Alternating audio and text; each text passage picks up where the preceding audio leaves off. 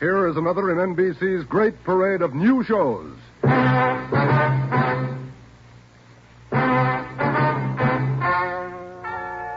Ladies and gentlemen, the story you are about to hear is true. Only the names have been changed to protect the innocent. NBC brings you Dragnet.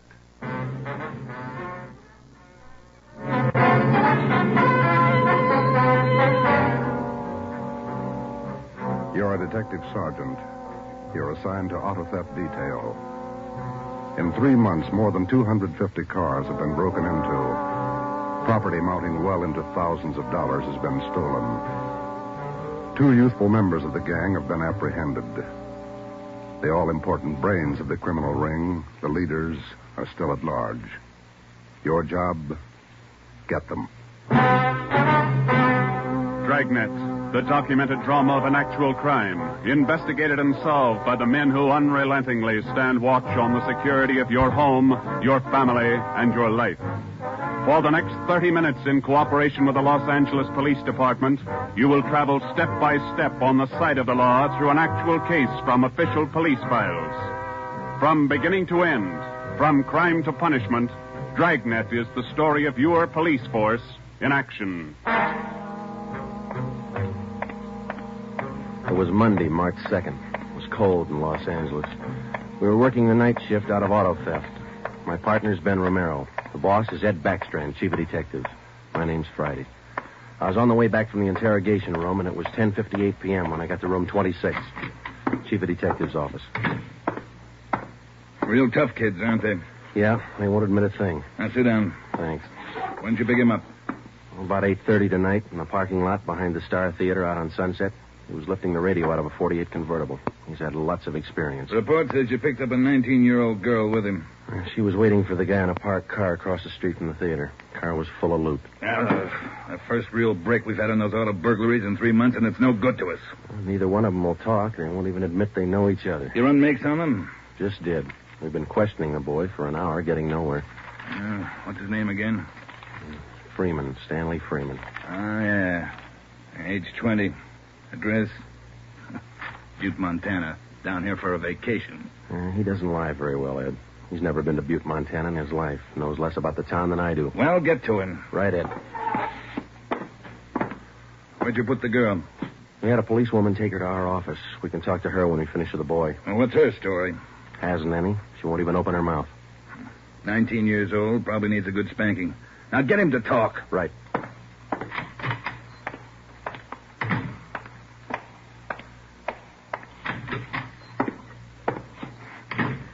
Did you run a make, Joe? Yeah, he's clean. Get wise, huh, Flatfoot? Look, you're in a bad spot, son. That kind of talk isn't going to help. Says you. We caught you red-handed trying to steal a radio that didn't belong to you from a car it didn't belong to you. Is that right? That's enough to send you to San Quentin, boy. You better give us the story. Shut up. We've got all the evidence we need for him. Maybe you don't realize how serious this is. We've had more than 250 car burglaries in this city in the past 3 months. Over $200,000 worth of property's been stolen. That's a lot of money. So what? So you're the number one suspect, young fella. Your method of operation in breaking into that car tonight is the same used in most of the other burglaries. That means you're not going to be tried just for this job tonight.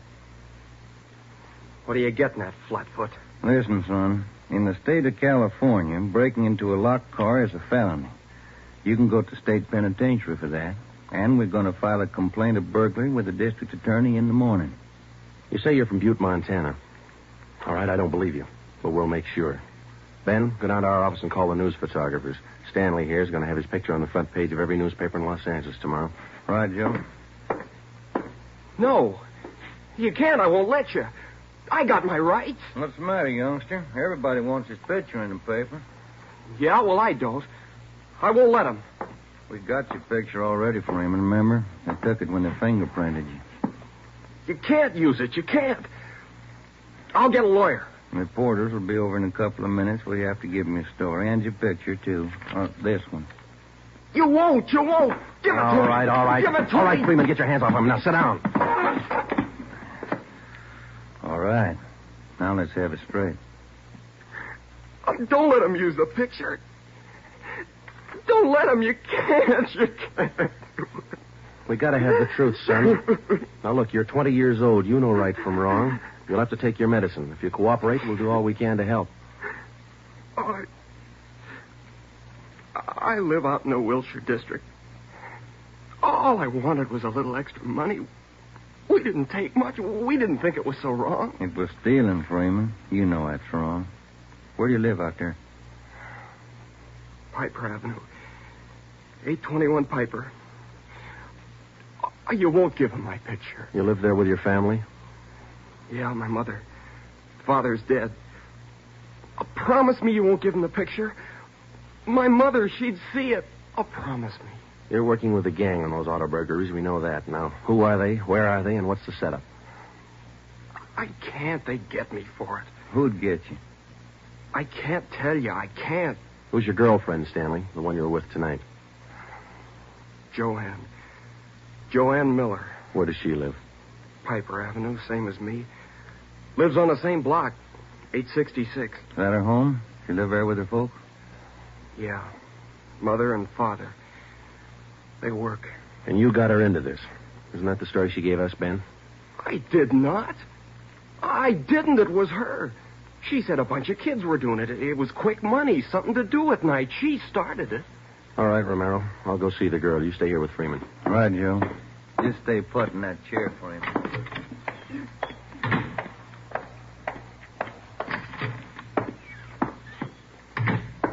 Hi, Marge. Hello, Joe. You and Romero handling this case? Yeah. I'd like to talk to the girl a few minutes, Marge. Will you stand by? Right, I'll sit over here. Thanks.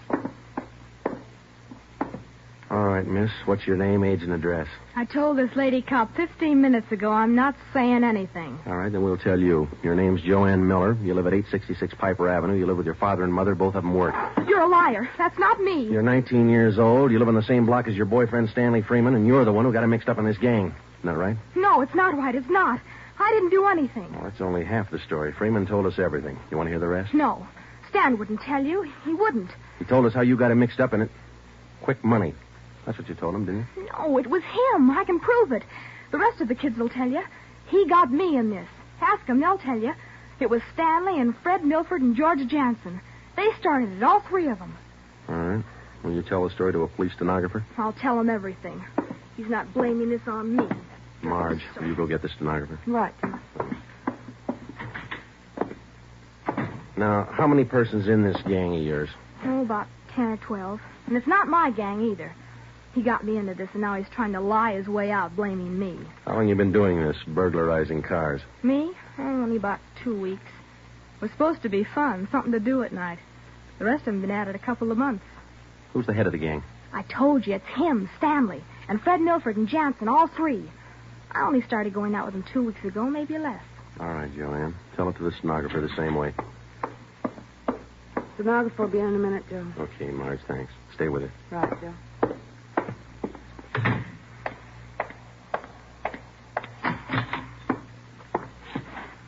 Just about a closed case, Ben. Girl gave us a full confession. She didn't.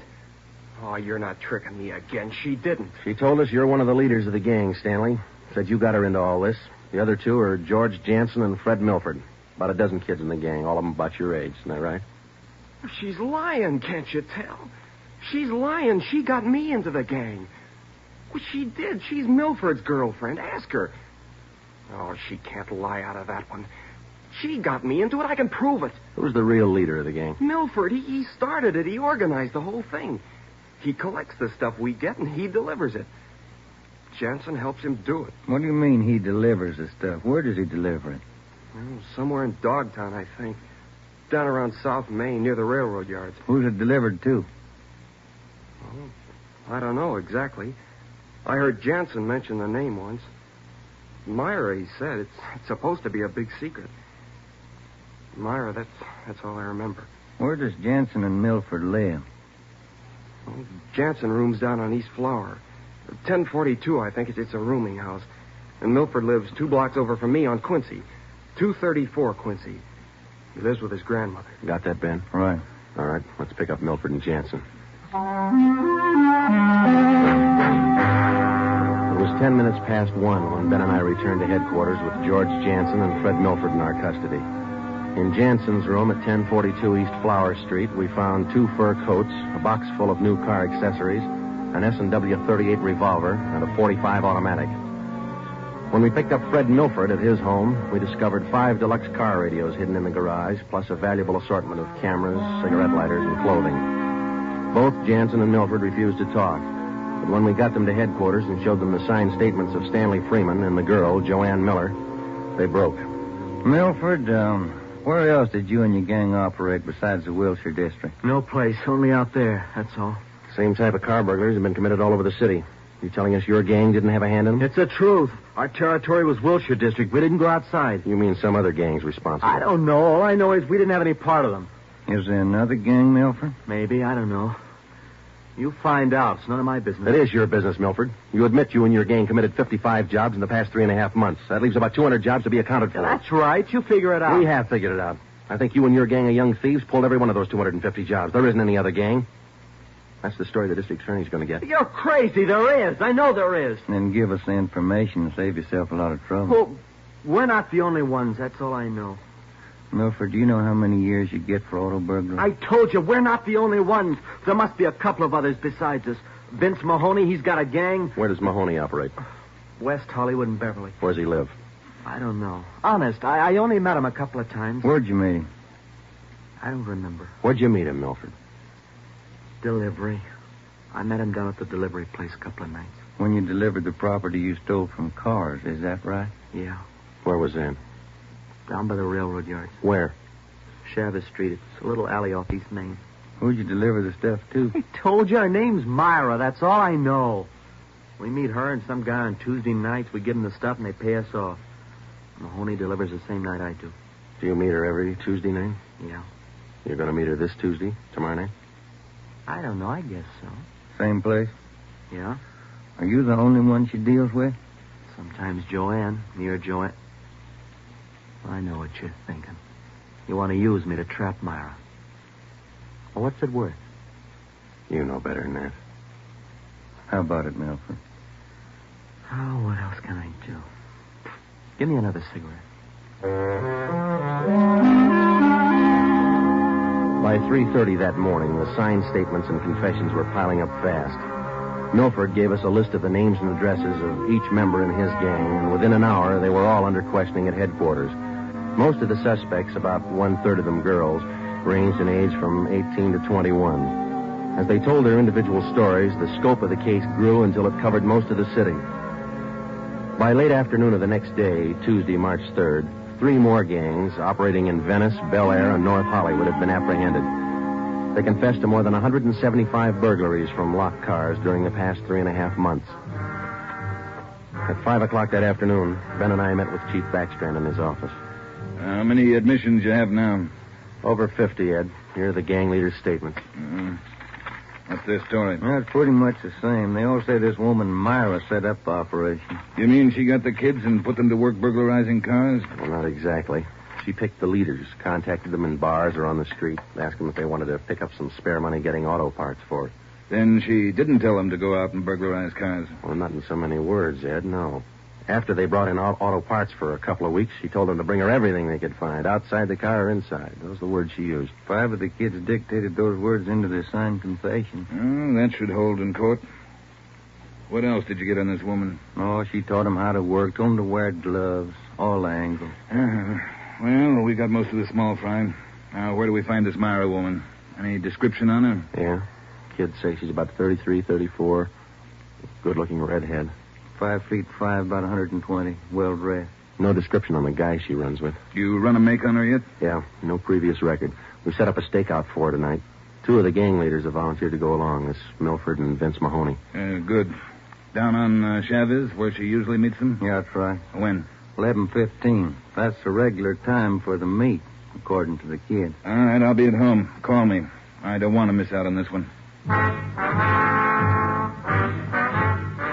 When Ben and I left Ed Backstrand's office, we went home for dinner and a few hours' sleep. At 9:30 p.m., we were back at the office. We met the men in the special detail which Backstrand had assigned for the stakeout that night. We briefed them on their duties, and then we got Fred Milford and Vince Mahoney out of their cells. To avoid any possible suspicion of the presence of a trap, We had Milford's permission to use his car in the stakeout. The car which he had said he had driven to the delivery meetings with the woman Myra at least a dozen times before. We arrived at the stakeout area, Chavez Alley in East Main, at 9:58. The meeting was scheduled for 11:15. The moon was out, but the sky was overcast, and there was a cold wind blowing from the east. Hey, what time you got, Sergeant? About 10. Why, Milford? Getting nervous? No, I'm just wondering. How you cops gonna rig this thing? In just a couple of minutes, we're going to plant you two in Milford's car, parked up there in the alley. Now, you stay there until Myra shows up. We'll do the rest.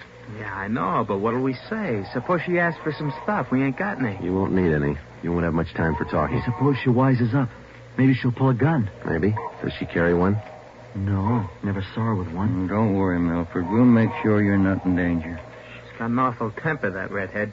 Got mad at me once when I squawked at the prices she was paying us for radios. What was she paying you, Mahoney? For an 8-tube radio, good shape, $7. She got all the gravy and you got all the grief. You're not kidding. Joe? Are you? Yeah, Steve. What do you got? Well, the men are all staked out, Joe. Got the area covered from every angle. All right. You got an extra man to stay in Milford's car? I'll handle that myself. Fine, thanks. Okay. All set, Joe? Yeah. Now, Milford and Mahoney, we're going to put you two in your car now. There's going to be an officer with you, so there's no need to be nervous or afraid. You just sit in the car and act natural. When this Myra drives up, don't leave the car. Have her come to you. You got it? Sure. Okay. All right, Joe, let's go.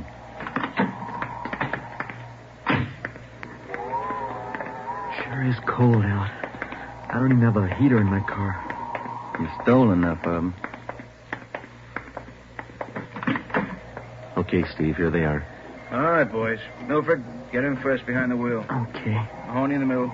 Now I'll sit in the back. We'll be parking that garage across the street, Steve. Got a perfect view of the alley. Okay, Ben. Check with you later. All right. Mean night, Joe. Yeah, come on.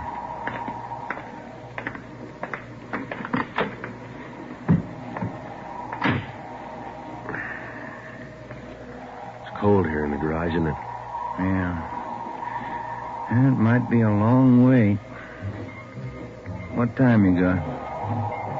6 minutes past 10. Thank you.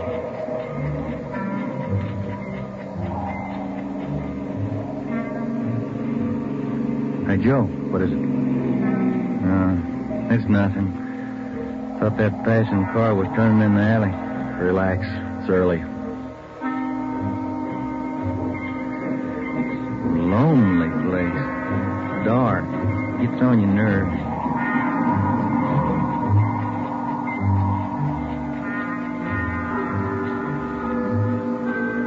That's it, Ben. 11:30. Nothing yet.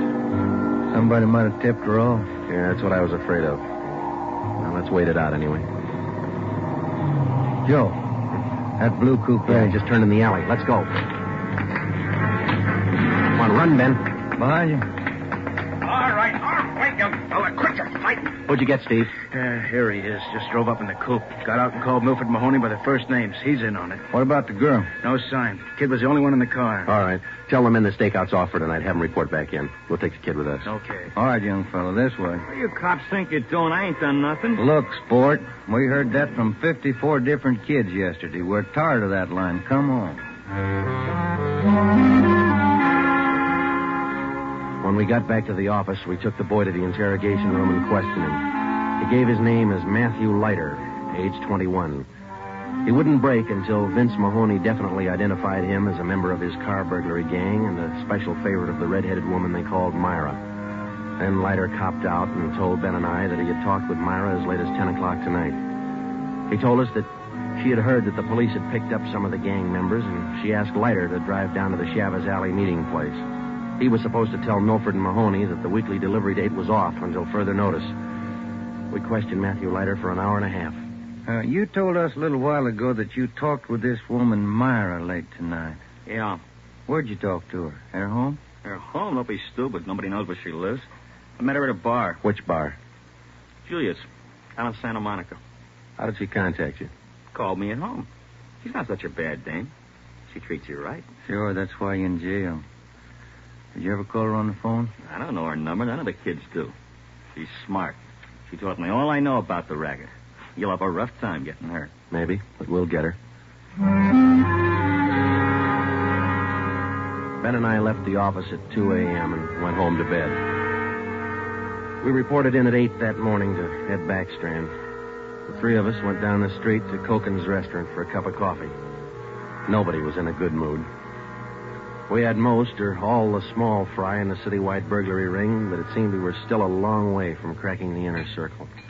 The latter kid said that none of them knows where she lives, what her phone number is, nothing. Pass the sugar, Ed. I think we still have a few angles to study on that score. Right now, I've got some more bad news for you. What's that? You been through your mail this morning?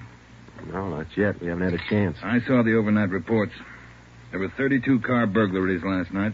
32. All the way from Wilmington to North Hollywood. Now, you figure it. I can't. This girl Myra must have an army of kids working for her. How much did they get, Ed? Any idea? Rough estimate, about $3,000. Usual stuff people are foolish enough to leave in their cars. Watches, cameras, furs, expensive clothes. M.O.'s the same? Like the others. If the car happens to have a rigid handle lock, they slip a piece of pipe over the handle for a lever and break it. If that doesn't work, they pry open the wing window. Some of the windows were smashed out. Sounds like you're in an awful hurry, Joe. Yeah, maybe this Myra wants a few big nights before she peddles the stuff and gets out. And if we're going to get her, we can't waste time. Any suspects picked up last night, Skipper? None. Well, where did they hit most of the cars? Outside the Pan Pacific. The parking lot. Hockey game going on. Must have been 4,000 cars for them to pick over. They picked the best. As usual. Well, you better get on it. There's one way to handle it. What's that? She works fast. You work a little faster. We got back to the office and we went over the reports one by one. Then we called the young gang members to the interrogation room and questioned them separately and re-questioned them. We got nowhere. Many of them had met Myra on the street, in the bar, but not one of them had any idea where she lived. At least that's what they told us. Ben had a hunch that Matthew Leiter knew more than he was telling. We had him brought to the interrogation room, and all that afternoon until 10 o'clock that night, with interruptions for his meal periods, we talked with Leiter. He would admit nothing more than what he'd already told us. Yeah, it's got me beat, Joe. Now, let's check with Ed. Good morning, Joe. Ben? Hi, Mike. Skipper in? Just went down the hall for a minute. Be right back. Hold it a minute, will you? Yeah. Chief of Detectives always handing. Yeah. For you, Joe. Oh, thanks. Oh? Yeah. He does? We'll be right over. We're Sergeant Hopkins over at the jail. Yeah? Matthew Leiter's got something to tell us. Says it's important.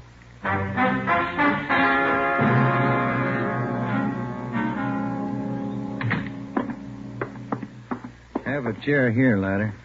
Yeah, thanks. All right. You wanted to see us. I'm getting even with that dame Myra. I'm squaring with you. Yeah?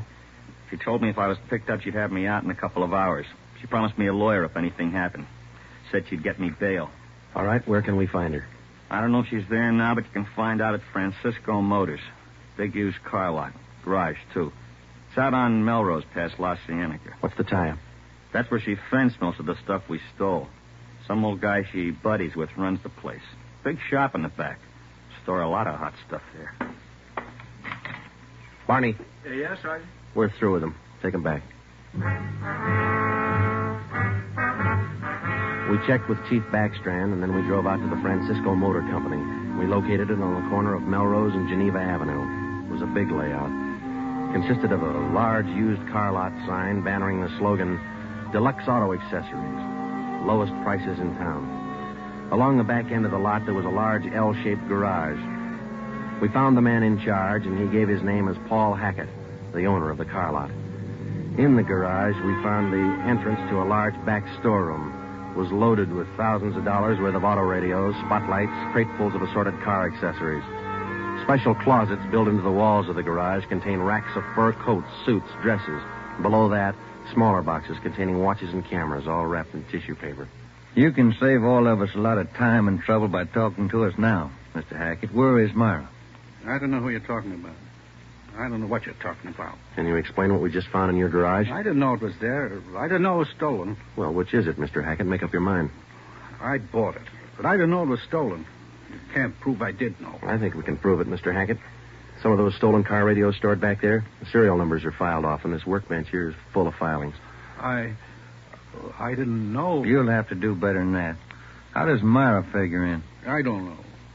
I don't know what you're talking about. It's all right with us, Hackett. We found the stuff and we got you. If we don't find Myra, you'll be doing time for 2 people. Stand still. You can't. You can't do this to me. I don't know anything about it. Come on, Hackett. We're taking you in.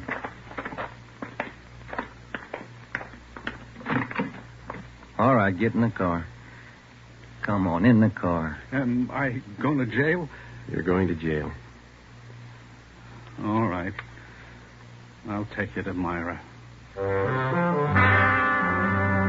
Hackett told us that Myra lived at 1345 Munich Drive in Beverly Hills.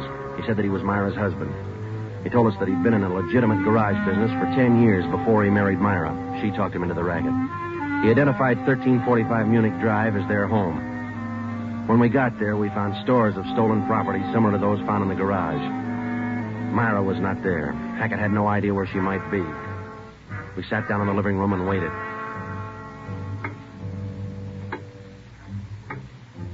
One hour, 2 hours, 3 hours.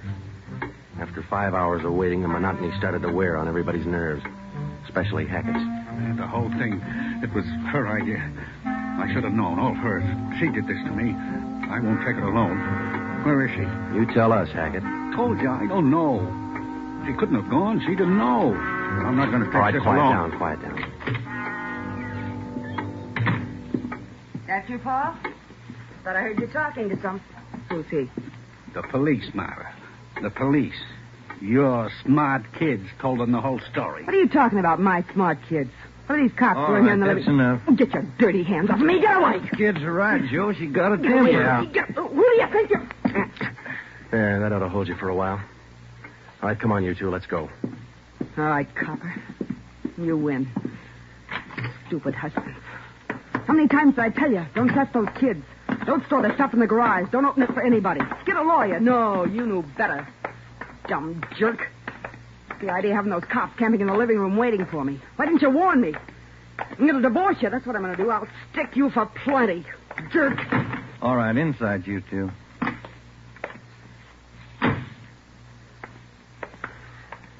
You got a smoke, Ben? Yeah. Here. Thanks. I was just thinking. What? Those kids were right. She's a pretty nice-looking woman. Yeah. Nice face. Beautiful figure. Mm-hmm. Sure talks a lot, though, doesn't she? Yeah. Hey, Joe, remind me to take home some flowers to my wife tonight, will you?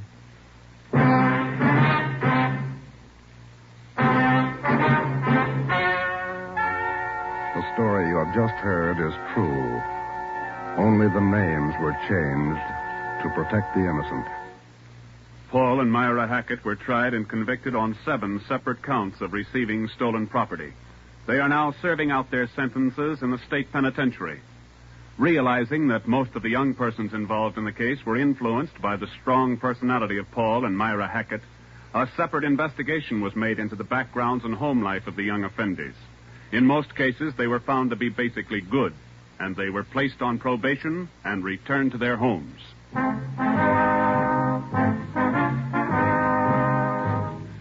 You have just heard the 13th in a new series of authentic cases from official files. Technical advice for Dragnet comes from the office of W.A. Wharton, Acting Chief of Police, Los Angeles Police Department. Tonight's program is dedicated to Detective Harry William Vosper of the Seattle, Washington Police Department, who on the night of July 21st, 1949, gave his life so that yours might be more secure. Dragnet came to you from Los Angeles. And now, an important announcement.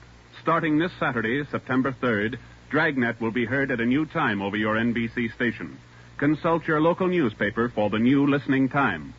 And now, speaking in behalf of the producers and the entire cast of Dragnet, we would like to take this opportunity to thank you for your many kind letters of encouragement and approval. Remember, next Saturday for Dragnet, this is NBC, the national broadcasting company.